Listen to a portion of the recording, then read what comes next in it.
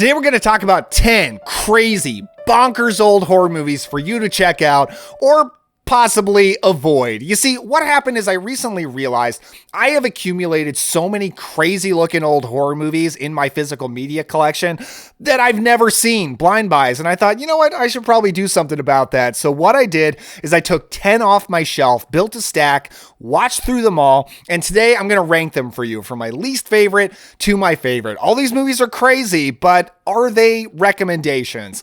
We're going to find out. So welcome to the Cobwebs channel, everybody. My name is Daniel. Thank you so much for clicking on this video, and thank you so much to my patrons. I truly appreciate it, and let's get into the list.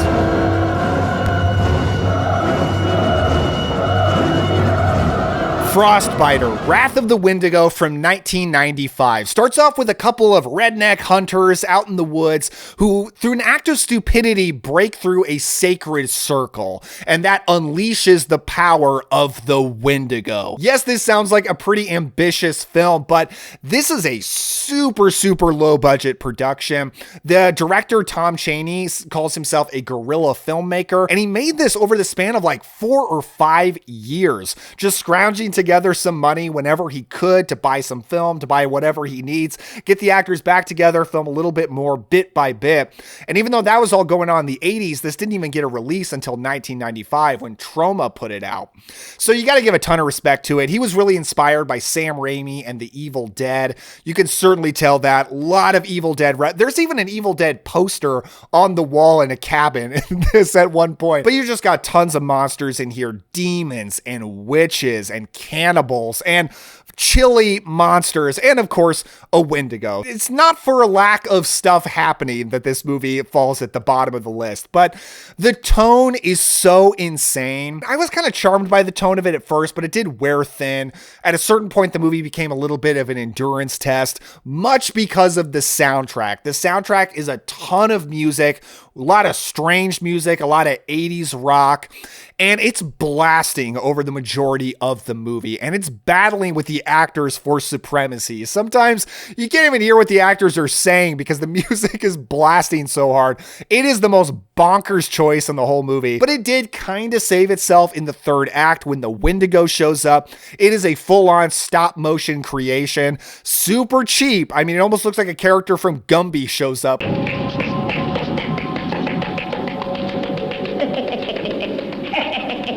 I just respected it. You know, there's a lot of imagination on display. I have it on Blu-ray from Vinegar Syndrome, and it's certainly an interesting experience. The Black Cat, the last word in terror.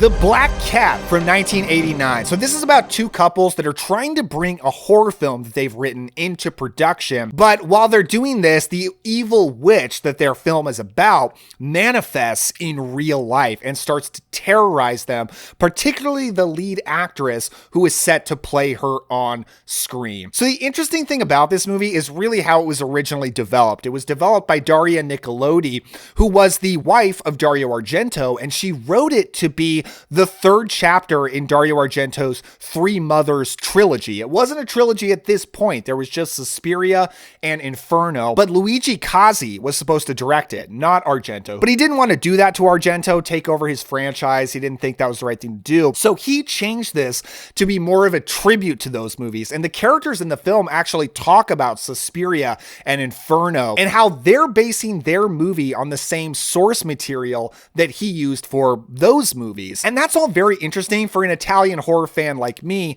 This is a very meta experience, which is cool. But the movie itself is not really that good. Luigi Cozzi is not Dario Argento. This really proves that Argento is more than just colorful lighting and style, because this film has that. Tons of colorful gel lighting. It's got style. It's beautifully shot, but there's just none of that intensity. The movie doesn't draw you in like Argento's films do. You know, a big problem, I think, is dream sequences. There are so many dream sequences here where a character will like wake up, go downstairs, something crazy happens, then they wake up in their bed. Oh, it's just a dream. Go downstairs, something crazy happens. I think you get the pattern. I'm going down here. The film is just like nonsensical, but It's undoubtedly bonkers. The witch stuff in here is crazy. She is this grotesque, pimple-faced monster. Just an insane looking thing. And Carolyn Monroe is actually in this. Definitely the most entertaining character in the film. Kind of a femme fatale type. She's really fun. I never really got a handle on this movie, but it's an interesting meta experience for an Italian horror fan like myself. I have it on Blu-ray from Severin.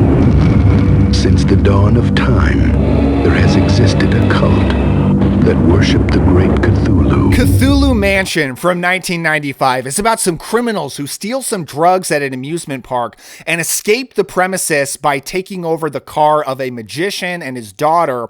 And they go to that magician's house to hold up, but it turns out that this magician might have something evil lurking in his basement. So I got this on Blu-ray from Vinegar Syndrome, and I was really excited to check it out because I'm just really interested in like Lovecraft, and I thought, I don't know, I didn't expect this movie to really satisfy as a Cthulhu film.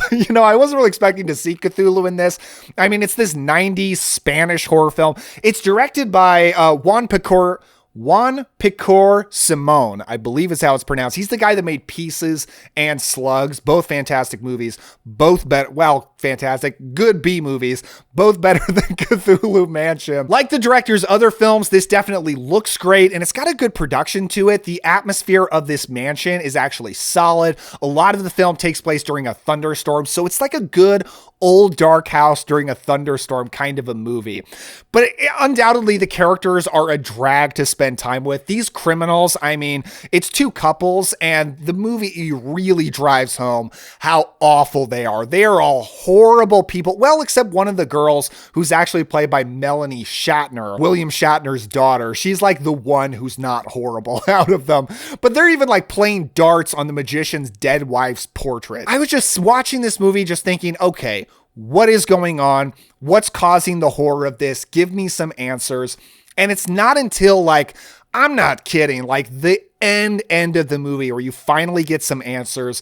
It's still pretty murky. The bonkers content is solid. I mean, the kills aren't particularly good, but they're weird. Like one where these giant monster hand claws come out of a refrigerator and pull a girl into the fridge, and then you never see her again. But again, a lot of it is packed to the end of the movie, and it's like, it does not satisfy as a Cthulhu film at all, so don't expect that.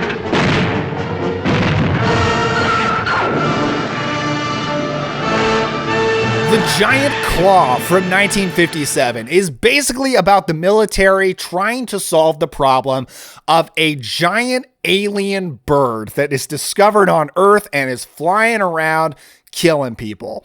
That's the movie. So ever since I told you guys that I got this box set from Arrow Video, Cold War Creatures, it's a collection of 1950s B monster movies, you guys have been begging me, check out The Giant Claw. You've got to watch The Giant Claw in that box set. Well, guys, I watched it, and it is indeed a crazy movie. The crazy thing about this film is the monster, the giant bird. It looks so terrible. It looks so laughably awful that I just loved it. I just had a really fun time watching this film. The lore behind the monster, what it really is, why is it they can't defeat this bird? The reason that they give is so insane that it's just funny, and it's a good time. Now, it is very much a typical 1950s monster movie. You're following some stuffy, stiff characters, a lot of military people and such, but I actually thought this was a pretty good version of that. I thought the characters were decently entertaining. The main guy's not technically a military man. He's a private guy who just likes to fly around in planes, and he's the one that first sees the creature, so he gets wrapped up into this.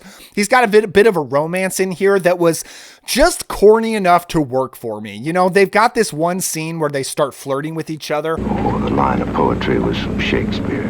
I know, but where did that impulse come from? Left field, maybe.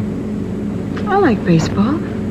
Or maybe just sitting next to a pretty girl. And the dialogue is so snappy, so stylized, so well written in in a stylistic sort of way, not in a realistic way, that it just made me miss when B movies would have dialogue like that. You're not going to see that much past the black and white days. Corny, but true. I guess what I'm saying is, if you like incredibly corny 1950s monster movies, which I certainly do, in addition to the good ones, because don't get me wrong, there are some very good 1950s sci-fi monster horror movies, but if you also like the cheesy side, I think The Giant Claw's a good time. It seems like someone's just gone plumb loco with a hammer and a box of nails. Nail Gun Massacre from 1985 actually starts out with the first thing you see in this movie is a woman getting assaulted by a group of men. It's pretty rough. And then when that scene ends, you pick up with a mysterious person in a motorcycle helmet going around killing people with a nail gun. And that's the movie. People get nail gun massacred, and the doctor and the sheriff going around trying to solve the murders. So I have this on Blu-ray from Code Red. It actually recently got a 4K release from TerrorVision. I don't know what this thing looks like in 4K, but I think the Blu-ray is probably sufficient. But this is another one that is incredibly low budget. It was written, directed, produced, visual effects by all this one dude, made it right around Dallas, Texas. And it's got an incredibly authentic small town feel because it was filmed in like the middle of nowhere. Even the director's grandmother makes an appearance in one scene that's in a store. That's his grandparents' store. And she's literally reading her lines off of a script right there on the counter. I bet you ain't never seen wild butterflies in these parts. So that's the kind of caliber of film you're dealing with here. But here's the thing. It's entertaining. I did have a good time watching this. I mean, there is so much nail gun massacring. It's not particularly gory because people are just getting shot with nails. It's kind of the same kill over and over, but something about it is fun. The killer is constantly making all of these puns and jokes. Well, you just pissed me off. The character interactions are insane. You've just got different characters coming in and out of the movie, just saying the most crazy stuff you've ever heard and then getting nail gun massacred. Like, this is the definition of a bonkers, low budget, Z-grade horror movie that works, that is fun. And I gotta say, I do recommend this thing. Against my better judgment, I recommend it. There's no evidence that the woman you describe ever existed. The Guardian from 1990 is about a couple who recently have a baby, and when the wife wants to go back to work, they need to hire a nanny. So they do, but this nanny might just be in league with a killer tree trying to take their child. Yes, I said killer tree. That probably sounds pretty crazy to you, but what's even more crazy is this is directed by William Friedkin. This is his return to the horror genre after The Exorcist. Insane that this is the movie that he made. He actually didn't like the script and ended up rewriting a ton of it, and he really considered it more of like a grim fairy tale than a horror movie. But look, it is a movie about a woman who is part of a druid cult that is in league with a tree spirit, and when the tree kills people, it's incredibly graphic. Like, it is so bloody gory, having these tree branches flying around ripping people apart. It's nuts. But the movie is actually like pretty well made in most ways. It's weird that this like bonkers crazy thing is like this legitimate film with good actors and directed by William Friedkin. I did get into the story of the couple, and when they start to figure out what's going on and they're like on the race to try to save their baby, like, it does get fairly intense. I was impressed with it. Jenny Seagrove plays the nanny. She does a great job, and she has a great interview on this Scream Factory Blu-ray that I have the movie on, where she talks about how she thought the movie would have been better if it was just about a nanny who kidnaps children and there was no supernatural stuff. And she was kind of blown off, and people said, no, we're not going to do that. And then a few years later, The Hand That Rocks the Cradle got released and was a huge hit. And she just kind of felt like, man, my movie could have been that if they would have listened to me. I don't know. I don't know if that would have been the case or not, but I like that we have this weird druid cult killer tree movie.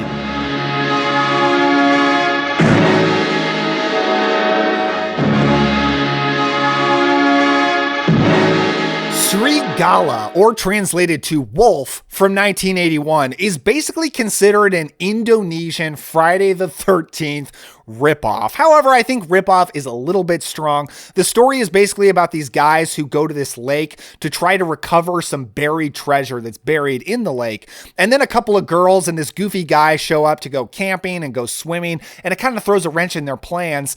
And when you know it, somebody mysteriously starts killing them all off. So yeah, it's definitely not exactly Friday the 13th, but it's a summer slasher by a lake, and it's got some elements that are very Friday the 13th like as the movie goes along. long that I certainly don't want to spoil. But I got this on Blu-ray from TerrorVision. I actually got a chance to buy it from them in person when I was at an event, and they sold it to me as an Indonesian Friday the 13th ripoff.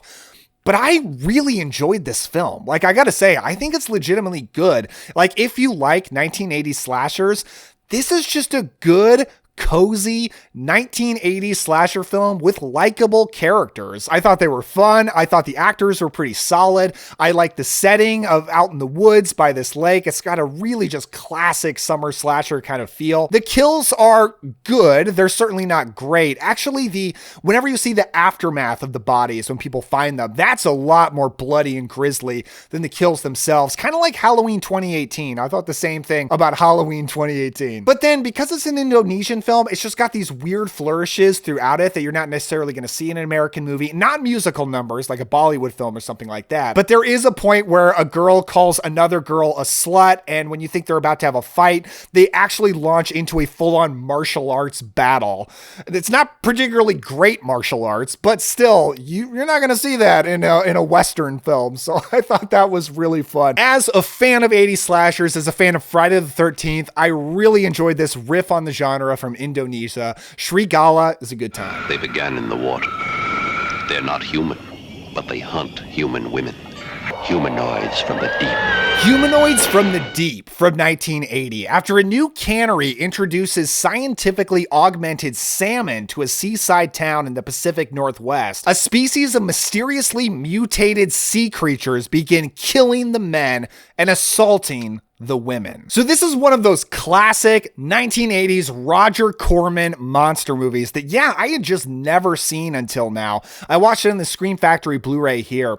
And it was definitely a really good time. It's got a very authentic small town kind of feel to it. A lot of these movies on this list actually do. And I actually bought into the reality of these people, and they're dealing with certain economic struggles and a certain big business coming into town. But then when the monsters show up, they look incredible. Like, this is clearly supposed to be a Creature from the Black Lagoon kind of riff. And these are very much Gilman-like creatures. The suits that they're in, they look awesome. As a sea monster fan like myself, I really, really enjoyed seeing these monsters. But one of the big hooks of this film is that it's not just monsters showing up to kill people. They are there to breed. So they are going after the women for that purpose. Very disturbing. Now, you would expect a movie like this to be directed by some sleazy dude, but it's actually directed by a woman. I think her name is Barbara Peters. Yes. And perhaps I thought because of that, the assault sequences are not as exploitative as I originally expected. And it wasn't quite as disturbing as I feared because they didn't show too much of it. And I thought that was good. But it's interesting to look into the movie that's actually not the movie Barbara Peters made. She didn't want any of that in the film. She made the movie without it. And Roger Corman was kind of mad because he wanted all that exploitative trash in the film.